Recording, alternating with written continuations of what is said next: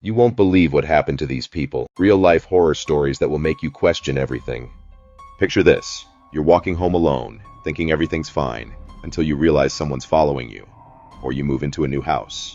All excited, but then weird stuff starts happening. Or maybe you're out camping with friends having a good time, and you run into something or someone you can't explain. These stories show that creepy things don't just happen in movies. They're out there, waiting to catch you off guard. Let's jump into the first story. Sarah was just trying to get home after a long shift at work. It was around 10 p.m., and the streets in her small town were dead quiet. She wasn't the type to get nervous walking alone. Everyone knew each other where she lived, and nothing bad ever really happened. But that night, something felt wrong. The air was thick and still, like the whole town was holding its breath. The streetlights flickered a little, throwing long, twisted shadows across the pavement. Sarah zipped up her jacket and started walking faster, her sneakers tapping against the concrete. She turned down this alley she always used as a shortcut. It was narrow, with tall brick walls on both sides, and the light barely reached the middle. That's when she heard it. Footsteps behind her. She stopped for a second, thinking maybe she was imagining it. She'd had a long day. Her mind could have been playing tricks. But when she stopped, the footsteps stopped too. Her stomach dropped. She peeked over her shoulder. Nothing but shadows. Maybe it was a cat, she told herself, or some trash blowing around. She shook it off and kept going. But then the footsteps started again, closer now, heavy and slow, like someone was matching her pace. Sarah's heart was thumping hard. She sped up, almost jogging, and the sound behind her sped up too. She wanted to yell, to ask who was there, but her throat felt tight, like something was telling her to stay quiet.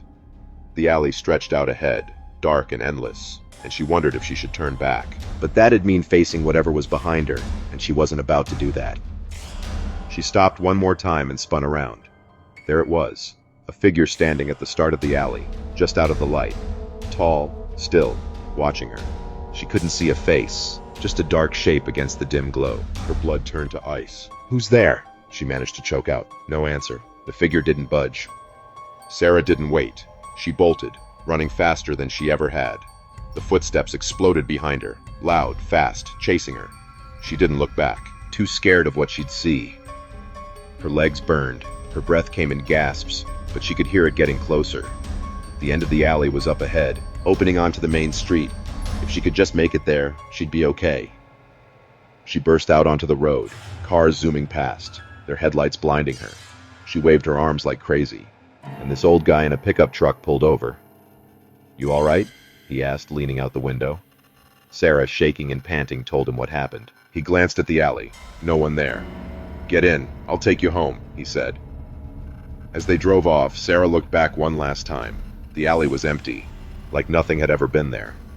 She never found out who or what it was, but she never went near that shortcut again.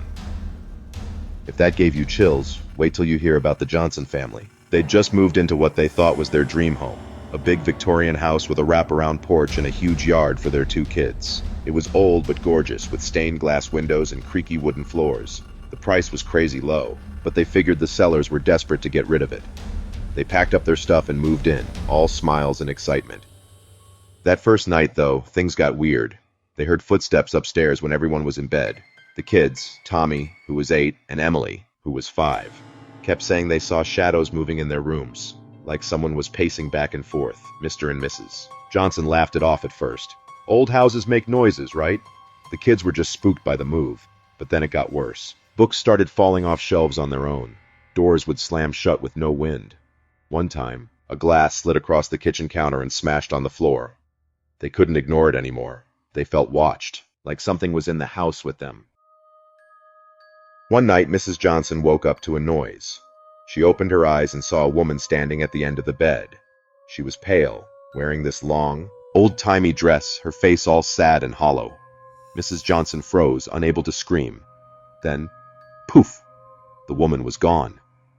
She woke up her husband, freaking out, and they decided to dig into the house's past. Turns out a woman had died there years ago. Some said her husband killed her. Others said she did it herself. Either way, she never left. It all hit the fan one night when Emily disappeared. They tore the house apart looking for her, shouting her name.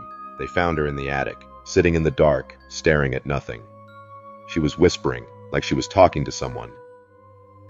"Who's there, sweetie?" Mrs. Johnson asked, voice shaking. Emily just pointed to the empty air. That was it. They grabbed the kids, threw some clothes in a bag, and got out.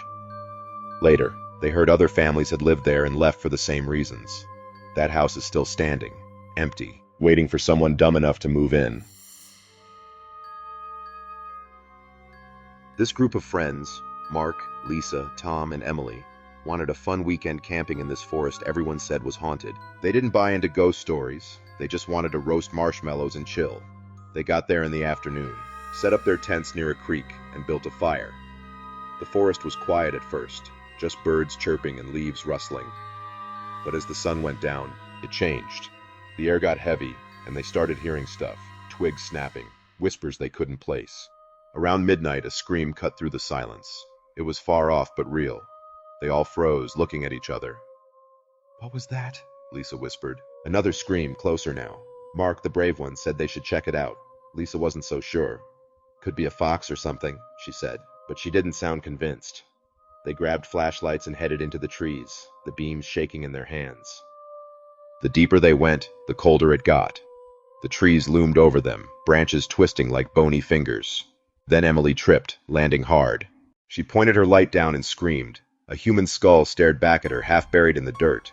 Before they could process it, footsteps crashed toward them, fast and loud. They turned to run, but a man stepped out of the shadows, wild hair, ripped clothes, holding a rusty knife. "You shouldn't be here," he growled, his voice low and rough. They ran, branches clawing at their faces. The man was right behind them, his breathing ragged, the knife glinting in the moonlight. They stumbled back to camp, piled into their car, and peeled out. They told the cops, who found a hidden campsite in the woods later, old clothes, food scraps, and stuff tied to missing hikers. Those friends never camped again, and they still wake up sweating, thinking about that night.